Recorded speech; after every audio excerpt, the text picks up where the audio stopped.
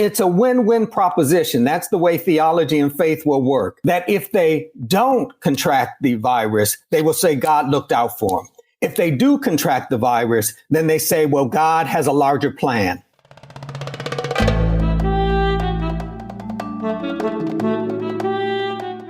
My name is Leighann Lord, your co-host for Point of Inquiry. My guest this episode is Dr. Anthony Pinn. He received his Master's of Divinity and Ph.D. in the study of religion from Harvard University. He is currently the Agnes Cullen Arnold Professor of Humanities and Professor of Religion at Rice University. He is the founding director of the Center for Engaged Research and Collaborative Learning, also at Rice. If you look up the word prolific in the dictionary, you will see his face, and a list of the over 35 books he has written, including What is Humanism and Why Does It Matter?, Writing God's Obituary, How a Good Methodist Became a Better Atheist, and he was the editor of Theism and Public Policy, Humanist Perspectives and Responses. In this episode, we talk about the power and persistence of magical thinking in the face of the pandemic, Black Lives Matter, the intersectionality of race, gender, and class, the web-like nature of oppression, how the responsibility to fight injustice is not shared, and how this time, right now, is an opportunity for the humanist and atheist movement to engage on any and all fronts, but needs to offer something beyond critique. Please enjoy my conversation with Dr. Anthony Pinn.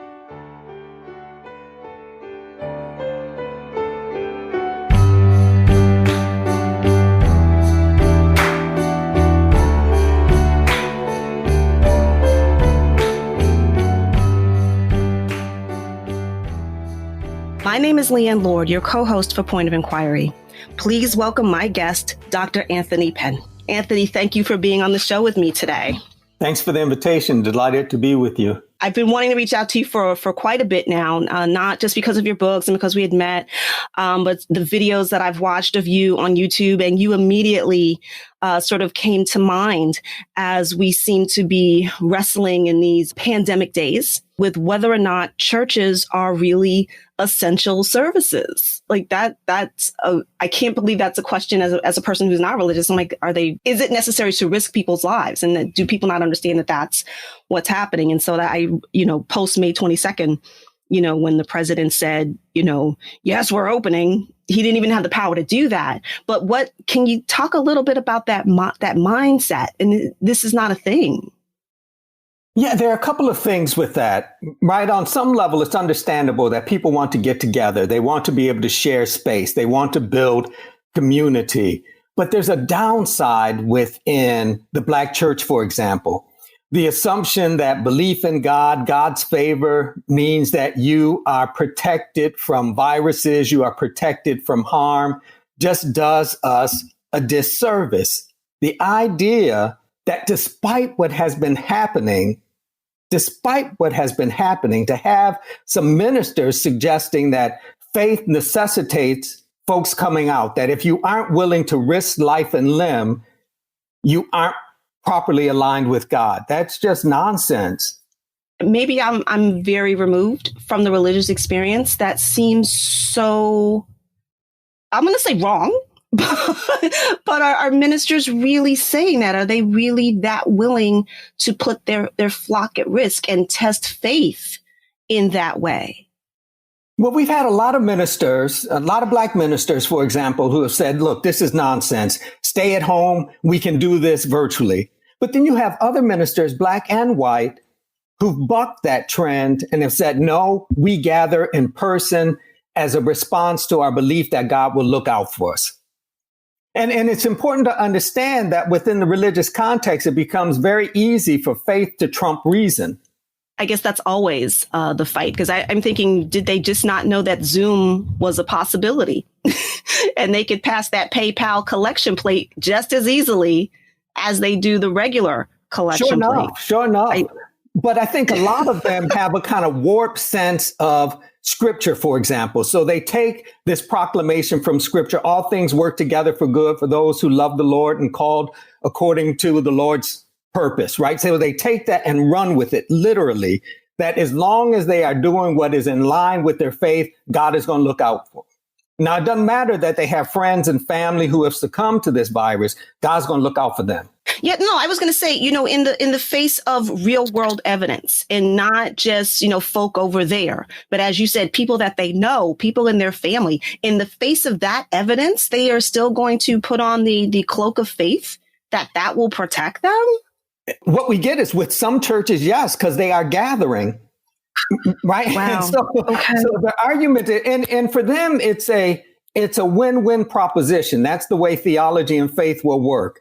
That if they don't contract the virus, they will say God looked out for them. If they do contract the virus, then they say, well, God has a larger plan.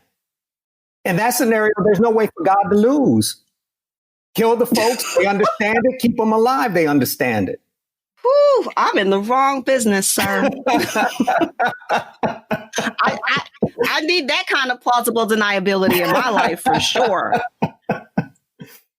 I guess I watched, just like you, where the current president of the United States felt it necessary to have a photo op in front of St. John's Church, which I think for most people has backfired. Mm-hmm. He's not really shown himself, I'm being very kind here, to be a man of faith, a religious man. Did he really think that this was going to play? I mean, clearly he did. He thought this was going to be the PR stunt to end all. But am I wrong in thinking that even his base is giving him some side eye on that? Yeah, there are some folks in his base who don't quite understand that, right? That he didn't. Even holding the Bible for him was an awkward move, right? And that says a whole lot, right? And that says a whole lot. So for some of his base, this was just much too much. It was a pimping of a symbol that means too much to them, right? And for some, that just wasn't going to work. They understand using this symbol, but he pimped it. Right. I kept thinking, didn't they even have a practice run that said, okay, when you get there, open it. Have a passage ready to go. Maybe say something kind. Like none of that happened. They just. Well, we know that he doesn't like prep, right? He doesn't like doing homework.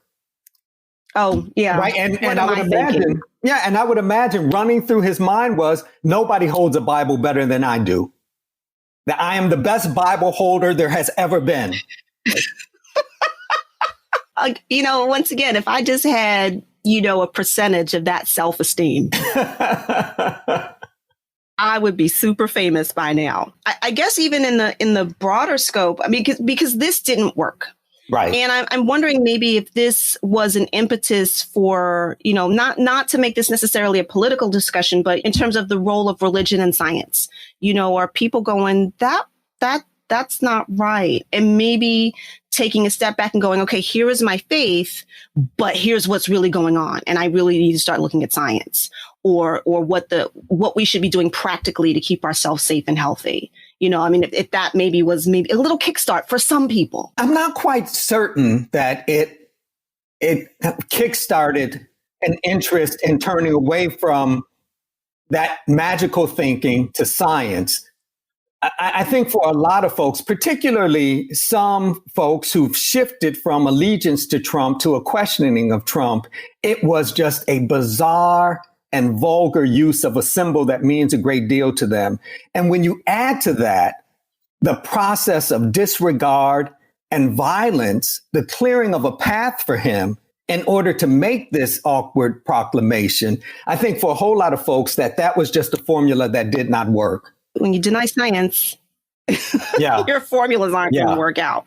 I wonder if you're noticing is the opposite happening? Are people turning more to religion instead of science because science isn't giving any satisfying answers right now, or the answers that we want, that we're just going to snap our fingers and open up and be fine? That with science, we get answers to the how question. Right. So we think in terms of natural disasters. Science gives us a sense of how this is occurring. And I think for a lot of folks with COVID-19, with the way in which death has been so very apparent, that they're not so much interested in the how, but they've come up with a why. And I think for folks who turn to religion, that answer to the why question linked to magical thinking gives them some relief. Right? So they're not really interested in the nuts and bolts. They want a way of thinking in the immediate short term. They want a way of thinking, okay, this is going to be all right and it's not going to get me. As opposed to preparing for in case it gets me? Well, religion gives them a magical way of thinking, right? The idea that there is this force larger than and more powerful than COVID-19 that at the end of the day is looking out for them, they find compelling, comforting. Yeah, I could see that. But then, that's why I have Netflix. Like, that's where I put that's where I put my fantasy. I'm a Star Trek fan. I put it there. Because we all do have that, need for fantasy. One of the folks I had an opportunity to interview was Kurt Anderson in his book, Fantasyland, and how that sense of magical thinking really takes hold. Like United States, we just take it and rise it, to Olympic levels. And that none of us are immune. We all have a little, a place where in our brain, because we're human, where we're susceptible to that. And I would think that, in a crisis as large as this, that we set that aside, and I'm wrong. I'm completely wrong on that. With something of this magnitude, people are like taking it off the shelf and embracing it with enthusiasm.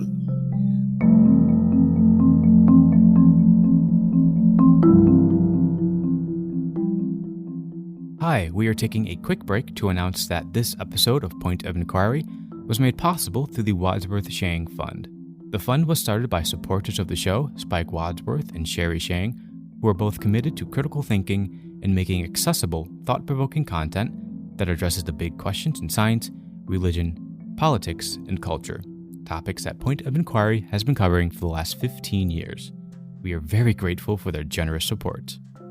If you would also like to support Point of Inquiry and learn more about the work of its umbrella organization, the Center for Inquiry, please email CFI's Director of Development, Connie Skengel, at development@centerforinquiry.org.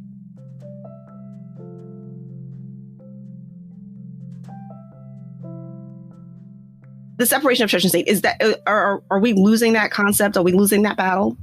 I don't know that we were ever making significant progress with respect to that, whether one thinks in terms of Bush or Obama and now Trump. I don't know that we were making progress. It seems to me we reached a point where folks had to reboot. So there was a kind of bracketing of the question, but not a real wrestling with the question.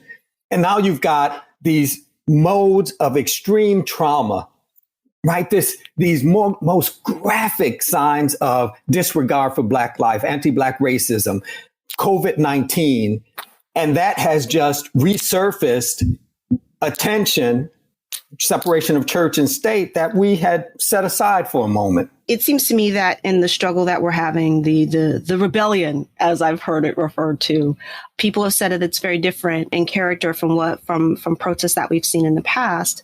It seems to me that this is something that the church is not necessarily in charge of. That these, I don't know the religious status or affiliations of, say, the leaders of Black Lives Matter, but they don't seem to me to be sort of Bible waving folk. These are just good human beings that are saying enough is enough, which I think has the ability to reach more people in that sense, because it sets that the question of religiosity aside. I think something really interesting happened with Black Lives Matter. So within that movement, it seems to me you've got theists, you've got non-theists, you've got folks who don't want to have that conversation. But the bottom line is they've decided bracket personal belief and let's look at what affects us all, right? Rather than arguing over belief and doctrine, we're going to be about the business of redeeming, saving life. And they made it quite clear that they were going to do this in a way that cut against how we've traditionally understood protests based upon a kind of church model. One way in which they did it was no hierarchy, right? We're not assuming that particular people are best equipped to lead this. That's why Al Sharpton got booed, right? That's why they had questions about Jesse Jackson, that we are not going, no, the church is not going to dominate this, that this isn't about doctrine and creed and proving the utility of Christianity. It's about saving Black lives. So it seems to me from the very beginning of Black Lives Matter moving forward, religious organizations have been de-centered when it comes to protest. Which I don't know. I think that's more important, but I could be wrong. I try to keep up on the news, but it is an exhausting endeavor. When did Mr. Sharpton get booed? At where did this happen? Did I missed that clearly. Oh, this was some time ago, right? That as Ferguson is heating up. Oh. Right. And ministers are making themselves visible. I can't remember the date and the time, but as they're making themselves visible, Black Lives Matter has made it clear that the usual suspects, the typical folks, were not going to lead this endeavor. Do you think, and I am not trying to entrap you in any way with this next question, do you think that has something to do with the fact that Black Lives Matter is predominantly female-led? Or female created and led? Are women somehow better suited for this task? She asks with a bit of bias. Well, I mean, it seems to me, I'd like to say a couple of things on that. One, when it comes to injustice and marginalization in the United States, Black women understand this in a way that Black men don't, right? That they suffer from at least triple jeopardy. So there's a kind of sensitivity there that I think is important. But in terms of the question of religion, I don't know that solves it. If you think just in terms of the Black church, that roughly 70% of the Black church is composed of Black women? Yeah. Now they're not as represented when it comes to leadership, but when it comes to membership, roughly 70%. But I think there is a sense of intersectionality that is present and that is really important. What does it mean to be oppressed by a connection between racial disregard, gender bias, class structures, and the list goes on, right? So understanding the web-like nature of oppression gives us a better starting point for thinking about solidarity. And I think if you talk in terms of Black women who've been associated with organized religion, the sexism within Black churches, for example, has resulted in them being extremely creative in terms of how they get their voices heard, developing alternate strategies of getting things done. And that kind of creativity, it seems to me, has been vital. Indeed. And just so that for folks who are listening, I want to make sure that folk are not missing your points and are completely understanding. You mentioned triple jeopardy. Can you say what that triple is? Right. So my argument would be for Black women. Yeah, my argument would be, at the very least, Black women in the United States are targeted and attacked along racial lines, gender lines, and class lines. So they don't suffer simply because they're Black. They suffer because they are Black and they are women. But they don't just suffer because they are Black and they are women. They also suffer because they are Black and they are women, and the class structures of the United States work against them. And I'll throw this thought in. When you say class, people can't necessarily tell what economic class you're in. They will look at you and assume where you are. And you are painted with the same brush because you're not walking around with your W-2s and your tax returns. Right. or your report card from high school to say, no, I'm okay. Which that there is no okay. I've been talking with friends of mine about how being raised in the respectability politics generation has come to bear, and it hurts because we thought, and I really think our parents and grandparents, they did not do this out of malice. They really thought that all we had to do now was study and be smart and yes, pull our pants up and speak well. And yes, you still have to work harder than everybody else, but you're going to be fine if you do these things. Like they never imagined that we would be back here because we were supposed to behave our way out of this. And which the younger generation just looks at us like, are y'all stupid? It seems ridiculous now, but I remember being taught this. If you just behave, And it feels like the bait and switch because there's no number of degrees that I could have that would protect me, in an altercation with the authorities. Right. Yeah, they don't look for the diploma. No, they don't. I can't walk around in a cap and gown all day, not in the summer. Cosplaying as my graduate self. Shoot. And I'll throw a fourth one in there. I'll say ageism, and people don't think of that for Black women just because we wear it so well. I'm 83 years old. Nobody knows.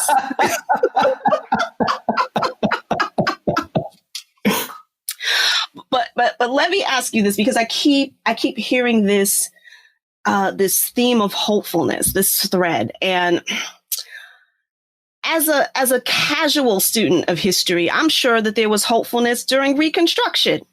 And they thought, okay, we got it now. We have Black congressmen, and slavery's over and things are going to change. And little did we know. And this cycle keeps replaying. And so I want to hope that today is different. And it does, like I said earlier, it does seem different in a lot of ways. Do you really think we're going to get,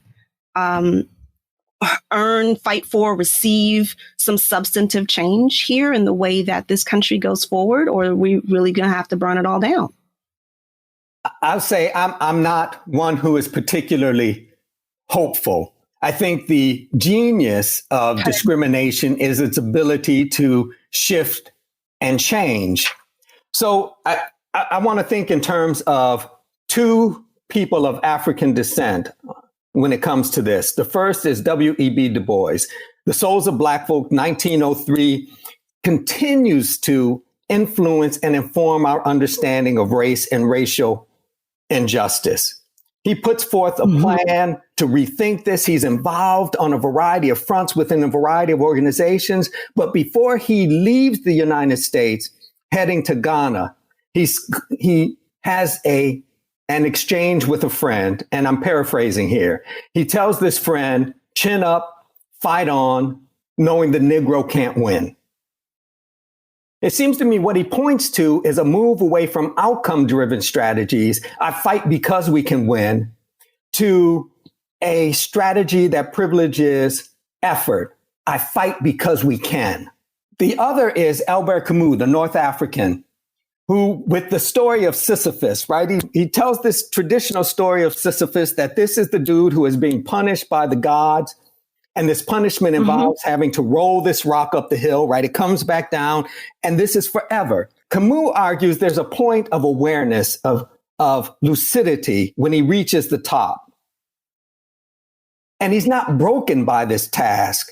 He continues to do this work simply because he can. And he ends that short essay with this statement: one must imagine Sisyphus happy. I take Du Bois and I take Camus, and my takeaway from those two is we really need to shift away from outcome-driven strategies, the argument that we do this work because we know it will make a difference. If we fight hard enough, things will change.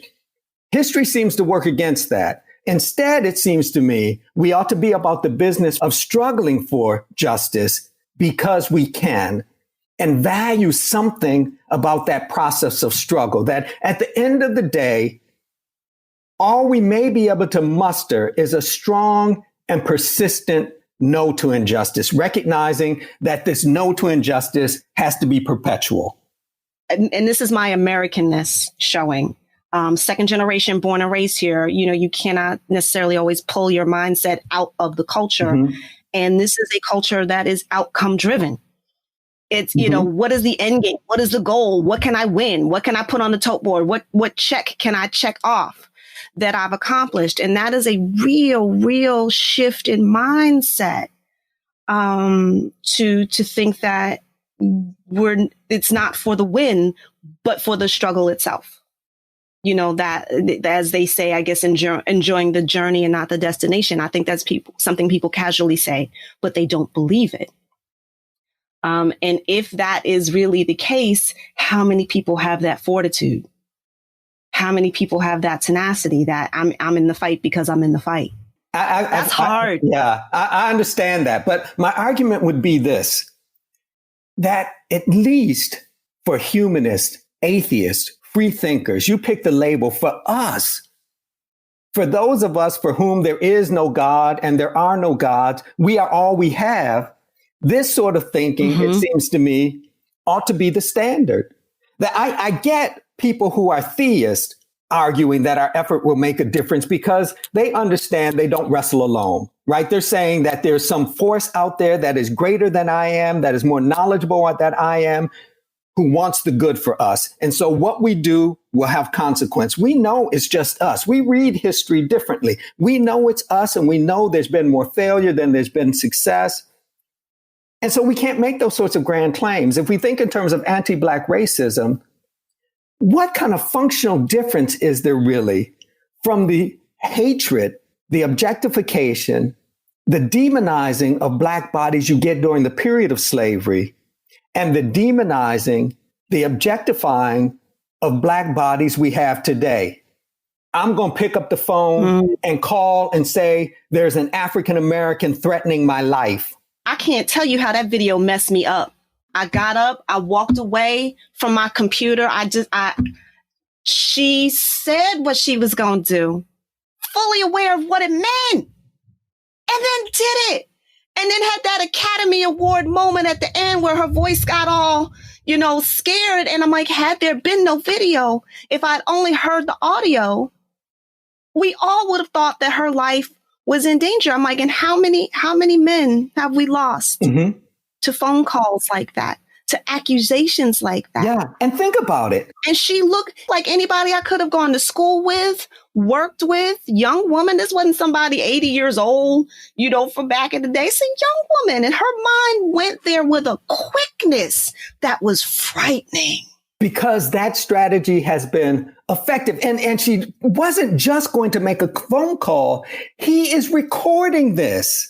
But whiteness trumps our facts. Whiteness trumps our right to time and space, right? It did not matter that he was recording this. It could be posted forever. It did not matter. Her whiteness was going to trump all.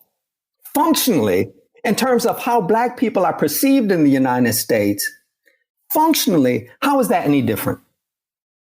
In both instances, Blackness out of place can result in death. Whether you're caught by the slave patrol or someone in 2020 picks up the phone and calls.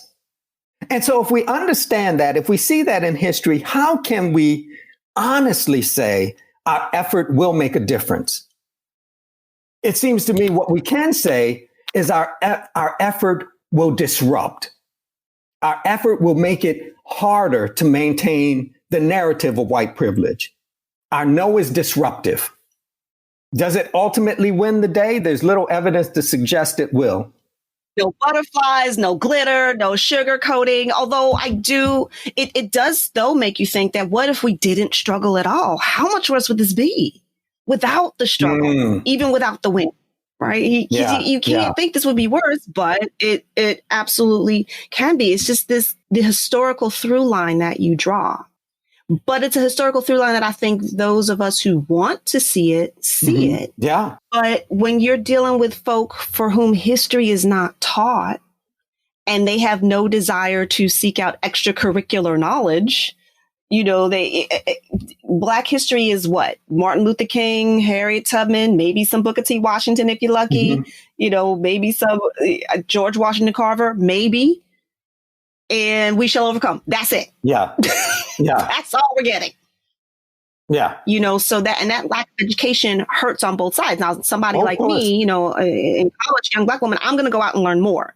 What young white folk aren't necessarily doing that. What is their impetus to do so? America has never wrestled with its history until forced, and the minute that force is that pressure's taken off, it will ease up. And I'd say this for folks who claim to be woke, who want to be in solidarity. Solidarity requires familiarity. That is to say, if you are going to be in solidarity, know something about the struggles of the community you want to safeguard. Learn something about the cultural worlds of the people you say you are working with. But you can't be ignorant of the plight of Black folks and say you are in solidarity. And I'd also say this, that we also have to recognize within the context of the United States, the responsibility for struggling against anti-Black racism is not equally shared. White folks bear a greater burden. The folks who have benefited from anti-Black racism bear a greater burden to say no to injustice, to do something, to struggle against it, than those who have been the victims of it. Do they know that though? No, of course they don't. I mean, you're saying that to me, and I'm like, yeah. But do the folk that know that they have this responsibility know that they have it? We are much too that is folks within the marginalized community, the folks in the community who is experiencing anti-Black racism, that we are often much too generous when it comes to what we understand as solidarity and how we let folks in. As we would say in my family, not everybody gets invited to the barbecue. Right. You know, it's funny in the unrest and that's been happening, and just the absolute indignities and injustices and murders. I had some folk turn up in my inbox based on some things that I had posted, and in all sincerity, Leighann, I'm so sorry. What can I do? What is going on? And pure sincerity. Mm-hmm. And I did not feel like holding class necessarily. Mm-hmm. You know, I did like, why am I hand holding you through my community's trauma? That's exactly how I felt. Some folks see it as an opportunity. I was annoyed. But what I did do was post a very, just 3 references to what I called my anti-racism reading and listening list. Mm-hmm. Mm-hmm. I offered 2 books and a podcast. Like, boom, just easy. Like, before you ask me to help you, I need you to have this knowledge. Yeah. And one, white fragility, of course. I mentioned white rage. Mm-hmm. And then another podcast called Seeing White. Mm-hmm. Which phenomenal. And are there more I could have listed? Absolutely. But folk get overwhelmed, because first of all, my answer was to read, and folks don't like to read. So I'm like, you can do audiobooks, you do a podcast. And I just put it out there. To my surprise, my absolute delighted surprise, I had one of these same folk ease back up into my inbox and go, wow, I'm so sorry. I'm sorry that I came to you and I didn't realize what I was asking you to do. Mm-hmm. And she said she started with white fragility, and she's like, wow, I didn't know. She says, and I'm upset I didn't know, but I'm learning.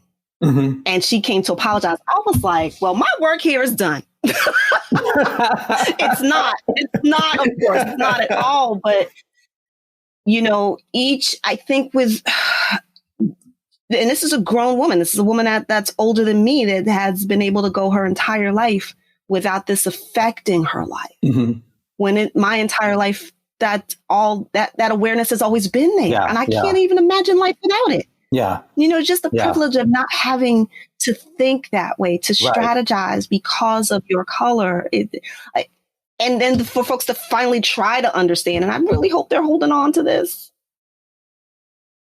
Yeah. I think you're right. Solidarity requires some work. It does require work. And it's exhausting work. And I'm like, if you're tired just learning about it, imagine living it. Yeah. So, and I was torn because it I guess comes down to individual responses. Some people, took up the banner and was like, oh, you want to know? Well, I'm going to tell you. Mm-hmm. Like they were ready to jump in and educate. And, when they're called to be, the talking heads on talk shows, they were jumping in. And I was like, I've been here. I'm tired. Why was I able to recommend those books in that podcast? Because I'm reading it. I don't even need to read it.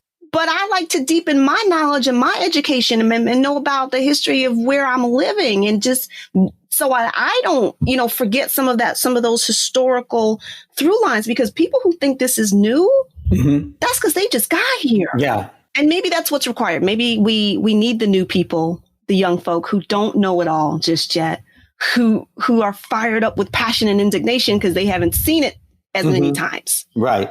So they can take up the battle. So we can pass them the baton because they have more energy. Yeah.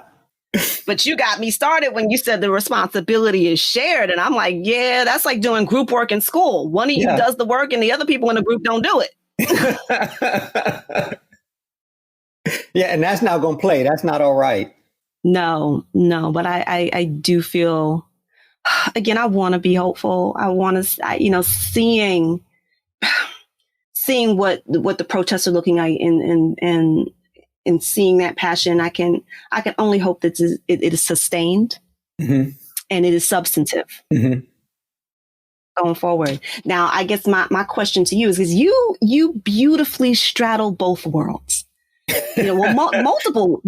Should I say the multi-universe? You are such a Renaissance man in terms of thought. You can hold these things in your head, like coming from a religious background, now being, in the I'll say secular world to keep the title broad, and so you are able to navigate and translate beautifully.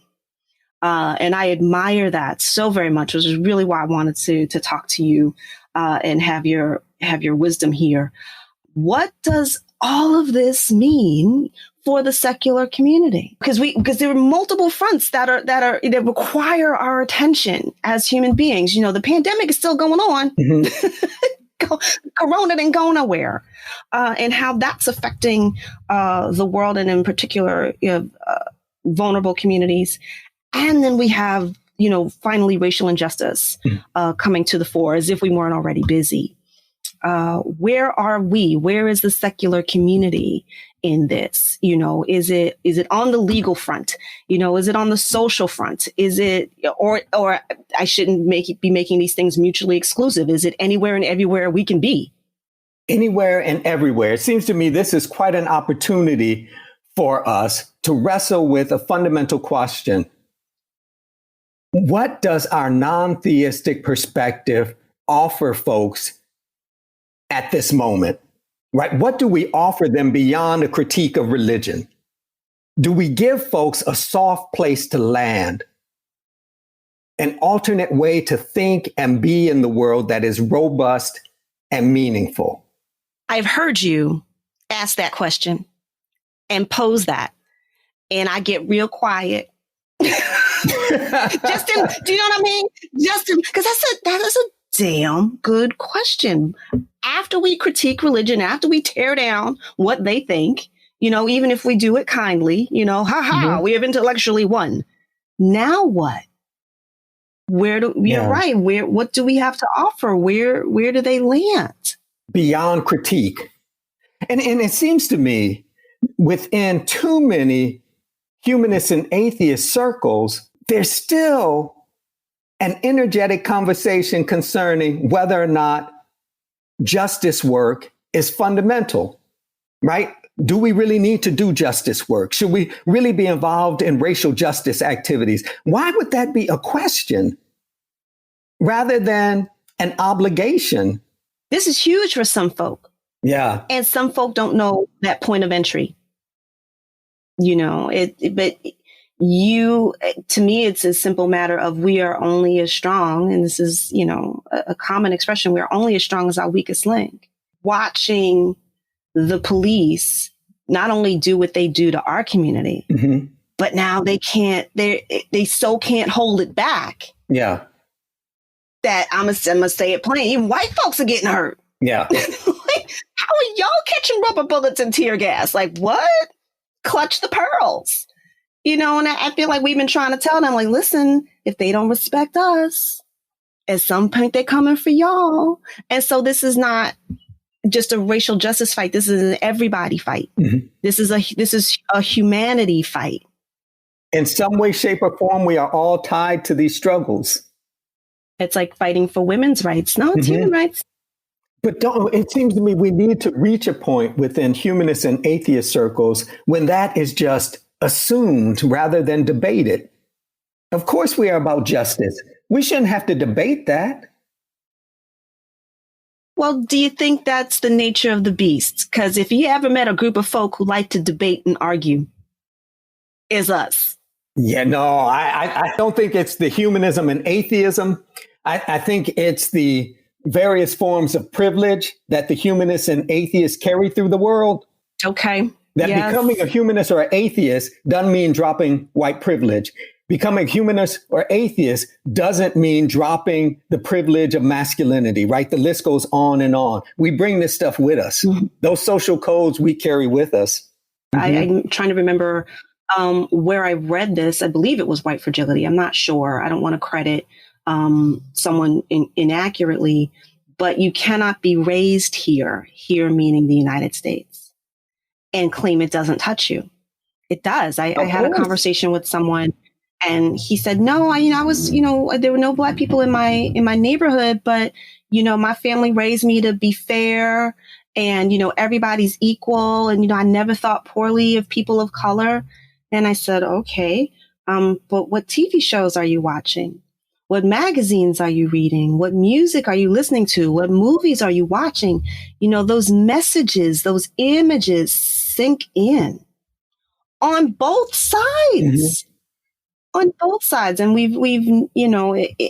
it's hard to outrun your raising, so to speak, as my grandmother would and it's say. One thing to say, I was raised to be fair. I was raised to treat people equally. For me, that comes a little too close to I don't see color, but bracketing that, right? I was trained to be fair, to treat people equally, doesn't wipe out white privilege. Right? White people still move the world, whether they claim to be about justice, claim to be about equality, they still move through the world with that privilege intact. Right. Right. It's a very different moving through the world. Yeah. I often joke, I said, I want someday to be wealthy enough to have the benefit of the doubt. Yeah. That buys them regardless of economic or class status. It's funny. Someone did an experiment about how you dress. A white gentleman can walk in shorts, flip flops, T-shirt, looking scruffy. He's still going to get the benefit of the doubt. Whereas I dress up. I don't play. When I leave my house, I dress up because I was taught, again, that's that respectability politics generation. Mm-hmm. You better look like beyond reproach. But it doesn't solve the problem, right? The number of times I've been in a hotel lobby with a suit on and had guests come in wanting me to handle the bags or asking me about the hotel policy. Now, I'm not wearing a uniform. I'm wearing a suit. Well, this is in the BC days before COVID. Man, I be at Staples. People just think I know what I'm doing. I just gave up. I'm like, yes, what you want is in aisle 7. And we're laughing about this. And I think that's important, too. Yeah. I call it, finding the humor in the horror. Mm-hmm. That's what we do. That's what human beings do. I feel I am remiss. I failed to ask you right up front, man, because there's a lot going on. And that's in quotes. How are you doing in all of this? Oh, thank you. I'm fine. I'm making it. I'm doing okay. How about yourself? I'm all right, man. I almost feel like that's a trick question. People say, how you doing? I'm like, have you read the paper? Have you turned on the news? I'm as okay as I can be. And I'm way better than most. Yeah.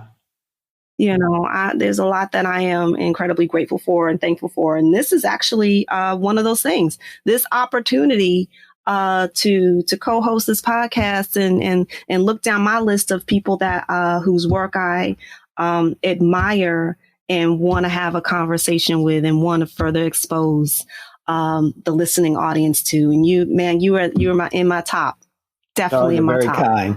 I'm assuming that you are working on another 30, 35 books on the lockdown.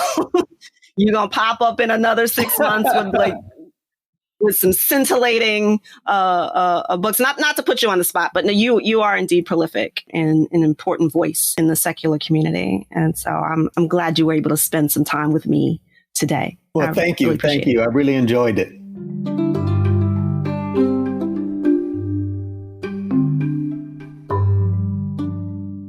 Thank you for listening. Point of Inquiry is a production of the Center for Inquiry. CFI is a 501c3 charitable nonprofit organization whose vision is a world in which evidence, science, and compassion, rather than superstition, pseudoscience, or prejudice, guide public policy.